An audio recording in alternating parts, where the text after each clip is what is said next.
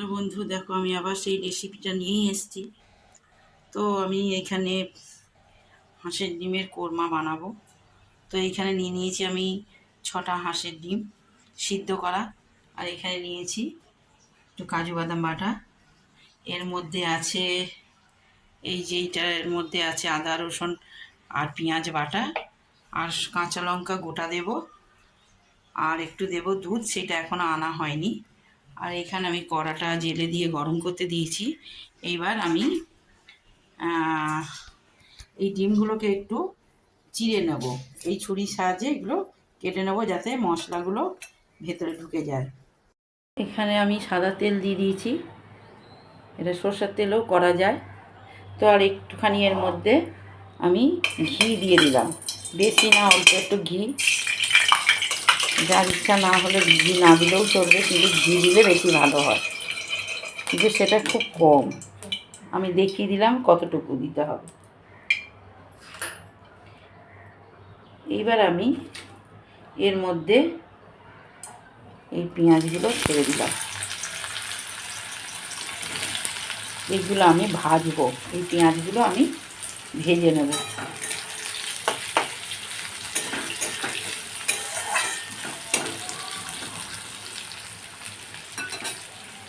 একটুখানি মিডিয়াম আঁচে রেখেছি, খুব জোরে দিলে পুড়ে যাবে। আর এখানে আমি ডিমগুলো নুন মাখিয়ে রেখে দিচ্ছি, আর কোনো কিছু দেওয়া যাবে না, এটা সাদা সাদাই হবে, যার জন্য হলুদ আমি দেব না, শুধু নুন মাখিয়ে রেখে দিয়েছি। আর এইটা একটু লাল লাল করে ভাজবো, যেটা পেরেস্তা বলে। তা হোক, তারপরে আবার ফিরে আসছি। দেখো আমার পেঁয়াজগুলো ভাজা হয়ে গেছে, আর এই তেলেতে আমি কিছু মশলা দিয়ে দেবো। এই মশলাগুলো দিয়ে দিলাম। এইখানে আছে তোমার গোটা গরম মশলা, ছোট বড়, সাহাজিরে, তারপরে গোলমরিচ, দালচিনি, এইগুলো সবকটাই আছে এর মধ্যে দিয়ে দিলাম। একেবারে গরম মশলা গোটাও আছে, দালচিনিও আছে। আমার অনেকটাই এইটা গরম হয়ে গেছে। এবার আমি দেখো এইগুলো আমার ভাজা হয়ে গেছে, কিন্তু এইগুলো আমি বেশি আর ভাজবো না, না ভাজলেও ভালো হয়, কিন্তু আমি একটু ভেজে নিয়েছি।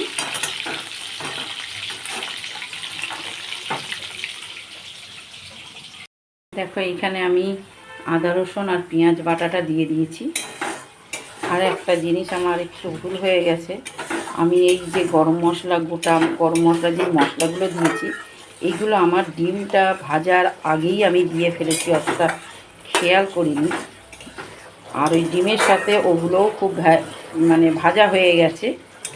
আর কিছু কিছু গোটা গরম মশলা আর ছোট গরম মশলাগুলো একটু পুড়ে গেছে, মানে এলাচগুলো দেখো কিছু কিছু ওইখানে দেখা যাচ্ছে একটু কালো হয়ে গেছে, মানে এলাচগুলো, আর অন্য কিছু না।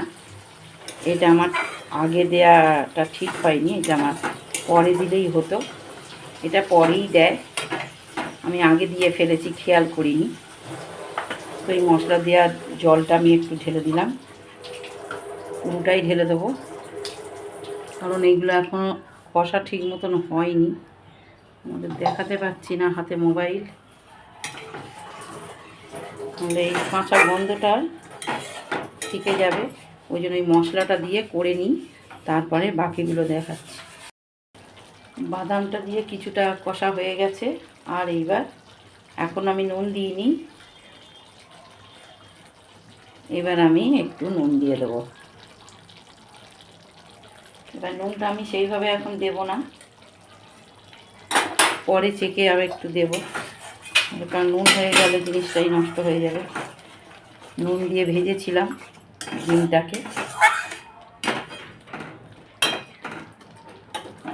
এইবার দিয়ে দেবো এই ভাজা ডিমগুলো,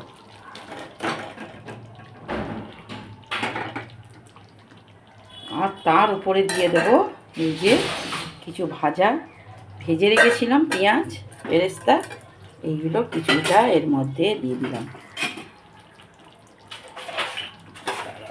করে ডিমগুলো নাড়ে নিচে।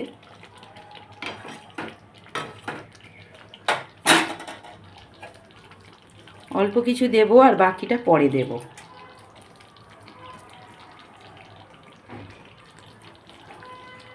আর এর মধ্যে আর কোনো মশলা সেরকম যাবে না। চলো একটু হাতটা ধুয়ে নিই, হাতে তেল বোঝাই। এবার এর মধ্যে একটুখানি লাল লঙ্কার গুঁড়ো দিয়ে দেবো, যেটাকে কালার,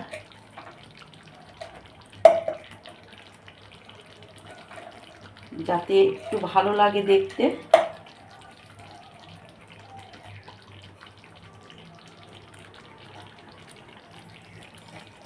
বেশি না, একটুখানি দেব, একটু সাদার ভাবটা থেকে একটু লালচে লালচে হবে, আর বেশি না। ব্যাস, আর কিছু দেব না। এইখানে জিরে ধনে দেয়া যায়, তো আমি জিরেটা ডিমেতে অতটা আমার ভালো লাগে না, যার ইচ্ছা হবে সে দিতে পারে। এইবার কিছুক্ষণ, বেশিক্ষণ না, জিনিসটা একটু আমি কষতে থাকবো ডিম দিয়ে, যাতে ডিমের যে কেটে দিয়েছিলাম চারপাশে সেই কাঁটার মধ্যে, সেই ভেতরে যাতে মশলাটা ভালো করে ঢুকে যায়। দিয়ে আর আমি একটু গরম জল করব। সেই গরম জলটা ওর মধ্যে অল্প দেব, বেশি দেব না, কারণ আমার এটা নিয়ে কোনো সিদ্ধর ব্যাপার নেই, ডিম তো সিদ্ধই আছে। আর মশলাটা একটু ফোটানোর জন্যই একটু জল দেব, আর বাকিটা দেব এই দুধটা। চলো দেখা যাক কি করা যায় এরপর। দেখো আমার কীরকম ডিমের থেকে তেল ছেড়ে গেছে। তোমাদের কতটা দেখাতে পারছি বা তোমরা দেখতেও পাচ্ছ, আমি যে দেখতে পাচ্ছি এখানে। দেখো কতটা, একটু সামনে দিয়ে নিয়ে দেখাচ্ছি, কারণ এখানে বাদাম আছে, কাজু বাদামের একটা বাদামের তেল আছে। তো আমিও যে পরিমাণে যতটুকু দেওয়ার দিয়েছি, বাকিটা ও তার থেকে বেরিয়েছে। তারপরে দুধ দেব, দুধের মধ্যেও তোমার তেল আছে। এখানে ঘিও, ঘি তো আগে দিয়েছি, ঘি তো দিতেই হবে, ঘি মাস্ক। আমার নাহলে ঘি না দিলে এইটা টেস্টটা আসবে না। কোরমার মধ্যে ঘিটা দিতেই হয়। আর যারা পছন্দ করে না, কিছু করার নেই, না দিলেও চলবে, কিন্তু দিলে ভালো, এর স্বাদ বেশি ভালো হয়। তবে আমি গরম জল করে নিয়েছি, এবার গরম জলটা এর মধ্যে ঢেলে দেবো। শুধু কিছুটা মশলাটা কষার জন্যই দিয়েছি, কারণ মশলাটা একটু না ফুটলে ভালো লাগবে না, আর বাকিটা তো দুধের মধ্যেই হবে। আর এই যে কাঁচা লঙ্কাগুলো দিয়েছি, সেই কাঁচা লঙ্কাগুলো আমি চিড়ে দিয়েছি, যাতে এর ভেতরে কাঁচা লঙ্কার একটা গন্ধ এর মধ্যে আসে। তো কাঁচা লঙ্কাটা এখন একটু কাঁচা আছে, এটাকে একটু সিদ্ধ না করলে ভালো লাগবে না। তো চলো এরপরে আমি কি করি সেটা দেখাচ্ছি। তবে আমি এই প্রথম কিন্তু করছি, জিনিসটা আমি জানতাম, রান্নাটা করা হয়নি। এখন যেহেতু তোমাদের সাথে আমি কিছু কিছু ভিডিও শেয়ার করি, তার জন্যই এইটা আমি আজকে তোমাদের করে দেখালাম। আমি যেরকম জানি সেরকম করে দেখিয়েছি। তো চলো এরপরে কি করি দেখাই। দেখো এইটা আমার অনেকটাই হয়ে গেছে। এইবার আমি এর মধ্যে দুধটা দিয়ে দেবো।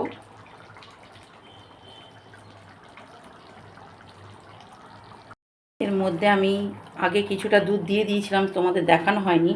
এবার বাকি দুধটাও আমি এর মধ্যে দিয়ে দিলাম। আর কিছু এখন করব না, এইবার আরেকটুখানি ফোটাবো, একটু এই দুধটা মরে গেলে তারপর আমি বাকিটা দেখাচ্ছি। দেখো আমার এটা পুরোপুরি হয়ে গেছে, আর কিছুই বাকি নেই। তো এইবার আমি এইটা তুলে ফেলবো এর মধ্যে। তোমাদের কতটা কি দেখাতে পারবো আমি বুঝতে পারছি না, তাও আমি চেষ্টা করছি ভালো করেই দেখানোর।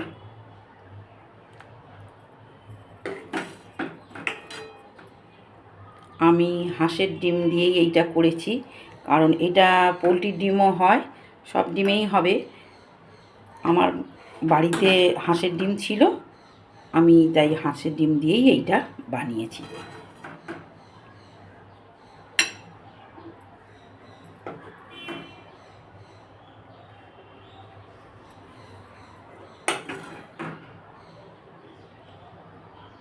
জানি না, এই প্রথম বানালাম, কতটা কি হয়েছে আমি সেটা বলতে পারছি না, খেলে বুঝতে পারবো, কারণ এই প্রথম এটা বানিয়েছি।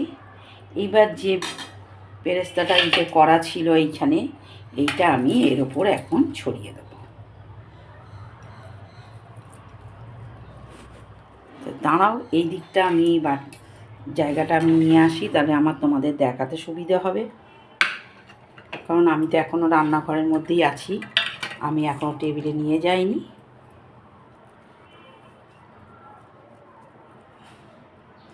তবে ডিমগুলো আমার দেখা যাচ্ছে কিনা আমি বলতে পারছি না। যাই হোক, আমার হাঁসের ডিমের কোরমা হয়ে গেছে, রান্নাটা কমপ্লিট।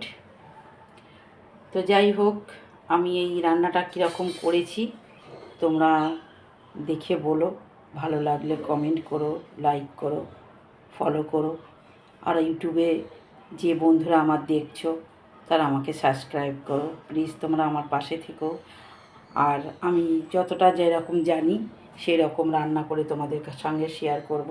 তাহলে আজকের মতন এখানেই ভিডিওটা শেষ করছি, আবার একটা নতুন ভিডিও নিয়ে আসবো। তোমরা সুস্থ থেকো, ভালো থেকো।